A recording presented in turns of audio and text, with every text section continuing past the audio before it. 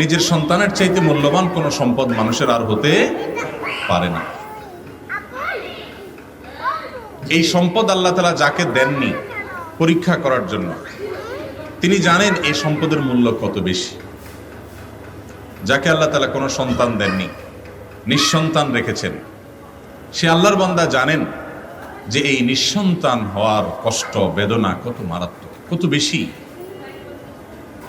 আর যাদেরকে আল্লাহ তাআলা এই সন্তান দিয়েছেন, এই নেয়ামত দিয়েছেন, সন্ততি দিয়েছেন, তারা এই নেয়ামতের যদি সদ্ব্যবহার না করেন, এই নেয়ামতের যদি যথাযথ কদর না করেন, তো আল্লাহ রাব্বুল আলামিনের কাছে এর জন্য জবাবদিহি করতে হবে।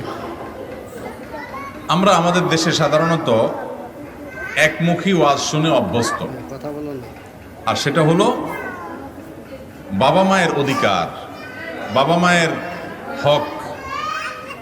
সন্দেহ নাই যে এই পৃথিবীতে আল্লাহর পরে সবচেয়ে বেশি অধিকার এবং সবচেয়ে বেশি এবং বড় পাওনা হলো রাসূল করিম সাল্লাল্লাহু আলাইহি ওয়াসাল্লামের।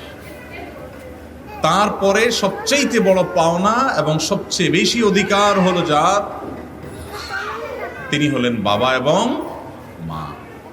আগে মা, তারপরে বাবা, মা এবং বাবা।